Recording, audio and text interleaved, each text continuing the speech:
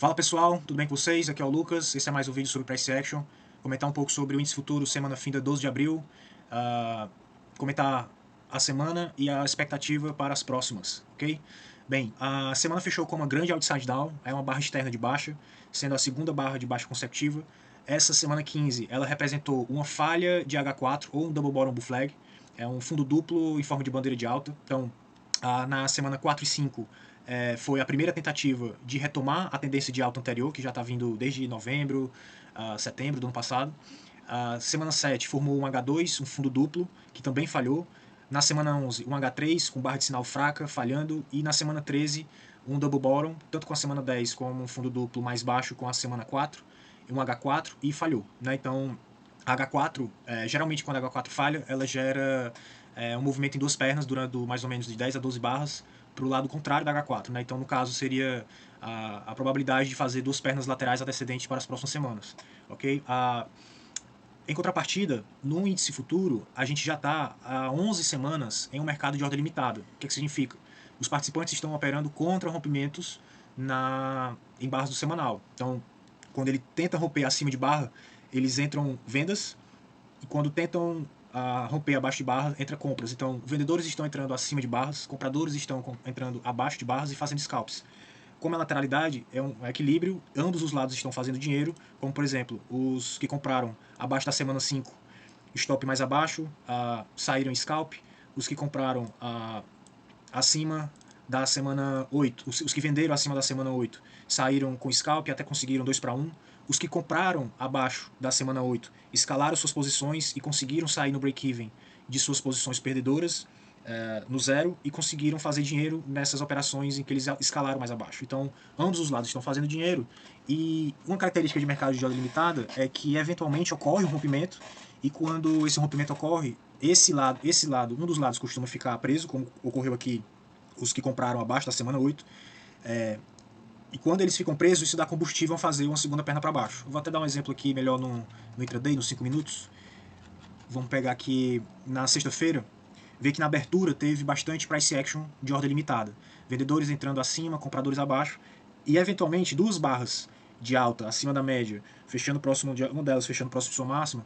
Isso leva a compradores entrarem com ordem limitada abaixo de barras, esperando sua falha. Nesse caso, os que compraram aqui abaixo ficaram presos, e olha o que aconteceu. Os que compraram aqui embaixo, eles escalaram mais suas posições e conseguiram sair no break-even dessas posições perdedoras no zero e com ganho nas operações em que eles escalaram. Né? Então isso gera uma segunda perna para baixo. Aqui outro exemplo. O mercado fez um movimento em três pernas, testando essa zona de suporte, o fundo dessa lateralidade, compradores abaixo de barras, houve um rompimento e um follow-through desse rompimento, então esses compradores ficaram presos, então eles escalaram suas posições e saíram em ordem limitada. Então isso é um sinal de equilíbrio, né? Compradores e vendedores estão fazendo dinheiro. Os bulls enxergam que o mercado está de ordem limitada no semanal e vão continuar abrindo ordens abaixo de barras pelo princípio da inércia. Eles esperam que esse rompimento de baixa da mínima da 15 falhe, gerando uma operação lucrativa para eles. Né? Então, para os bulls, eles enxergam essa semana 15 como sendo um sell clímax, né? Sell clímax levando para baixo de uma lateralidade e em forma de um edge bull flag. Então, se a gente pegar aqui, a gente já tem três puxadas. A primeira puxada, pullback em duas pernas. Segunda puxada, pullback em duas pernas. E terceira puxada. Então, para os comprados, ele enxerga isso aqui como um possível edge, uma cunha em forma de bandeira de alta, né, da tendência maior que está vigente no mensal. Então, eles esperam uma falha de rompimento de baixa aqui, para essa semana 15, e uma retomada da alta, para vir testar essa zona de meio dessa lateralidade, ou até mesmo a máxima histórica, que eu acho difícil. Já os Bears, eles irão tentar deixar uma outra semana de baixa, testando zonas de suportes e alvos que estão mais abaixo, eu vou já comentar sobre eles. Se eles forem bem sucedidos, os Bulls que estão comprando limitado abaixo de barras, eles vão ficar presos. Então isso vai dar combustível para fazer uma segunda perna de baixa, como eu exemplifiquei aqui. Deixa eu pegar outro exemplo aqui no intraday. Deixa eu achar aqui uma...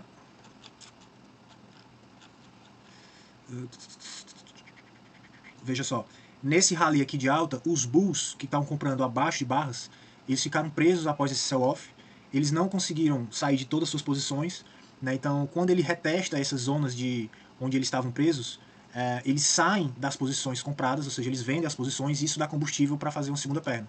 Então, é isso que eventualmente pode acontecer se os Bears conseguirem um follow-through para essa semana, uma outra barra de baixa, vão deixar essa galera presa. Eles vão escalar normalmente, outside bars, a contraparte aparece nessa zona de 50%. Então, eles compram aqui nessa mínima, aumentam, escalam suas posições na tentativa de fazer um reteste nessa área. Então, eles saem das posições. Isso dá combustível, como eu comentei, para fazer uma segunda perna para baixo, ok? Os Bears enxergam essas consecutivas barras de baixa no diário e eles enxergam um provável modo eyes in short. Então, significa o quê? Se você tivesse que estar posicionado no mercado, você teria que estar posicionado na venda. E aqui, o eyes in short ele aumenta a probabilidade para movimentos projetados mais abaixo terem boa probabilidade de ser atingido primeiro do que o início do impulso, que é aqui a máxima do dia 10 de abril. Então, e aqui vou comentar um pouco sobre, inclusive, o que o Al Brooks falou no evento em São Paulo agora, promovido pelo Aranha, em que ele foi questionado sobre uma compra mais ou menos nessa situação. O mercado está te forçando a vender baixo em uma zona de suporte ou em uma estrutura que não foi rompida. Aqui está levemente rompido, que eu estou olhando o contrato contínuo, mas para quem está olhando desculpa, eu estou olhando o contrato atual, mas quem está olhando o contrato contínuo ou o IBOV, vai estar vendo que esse fechamento não rompeu esse fechamento ele não rompeu essa zona de mínima, né? Então ele está te forçando a vender baixo na lateralidade. E eu vou até usar o exemplo do Al Brooks, que ele usou no seminário, em que ele falou sobre esse dia aqui, ó, dia 1º de abril, foi exatamente aqui. Ele vê duas consecutivas barras de baixa, provavelmente eyes in long, você pode comprar esse fechamento, ele está te forçando a comprar alto, é uma zona de wedge, aqui tem linha de canal passando, então o único output que você tem que observar, que você aceita, é uma outra barra de alta, nesse caso. No caso do diário que nós estamos, se aqui é um eyes in short, se aqui fosse um gráfico de 5 minutos e aqui está o eyes in short, você está vendendo essa barra, o único output que você quer ver é uma outra barra de baixa. Se vier um doji ou uma barra de reversão de alta, você cai fora do teu trade, ok? Então, isso foi comentado no seminário pelo Al Brooks e a gente está com uma situação semelhante agora aqui no diário, no índice futuro, ok? Alvos mais para baixo.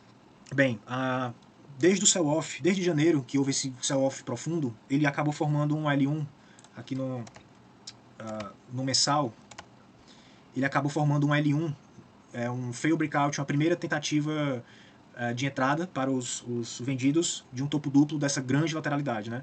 Então, para os vendidos, eles têm alvos, o que eu vejo de alvo, leg 1, leg 2, então isso poderia levar a testar esses magnetos mais abaixo aqui na casa de 124 e 400.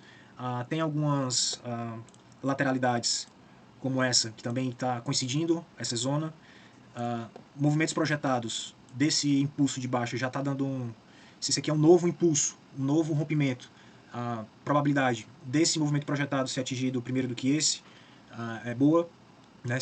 Somente se isso aqui for um novo rompimento, né? Lembrando que os bulls podem estar vendo isso aqui como apenas um sell clímax, né? Então eles vão querer uma falha desse rompimento para baixo. Se esses alvos aqui de 124, 123, 120 forem atingidos, isso representaria apenas um reteste nessas zonas de máxima, aqui no diário. Né? Então, se vier a atingir esses alvos de leg 2 ou movimentos projetados de lateralidades mais abaixo, isso vai representar uma correção entre 8% e 10% em relação à máxima histórica. E se a gente for pegar o ATR dos pullbacks dessa lateralidade do mensal, eles têm amplitudes de 8% a 9%. Então a última teve praticamente 9%, esses pullbacks dentro da lateralidade tem de 10% a 12%, né? Então é um ATR, é um pullback razoável de atingir. Há vendedores presos nessas zonas de máxima, então eles ficaram presos nesse impulso de alta, escalaram suas posições e agora eles vão tentar sair dessas posições perdedoras aqui.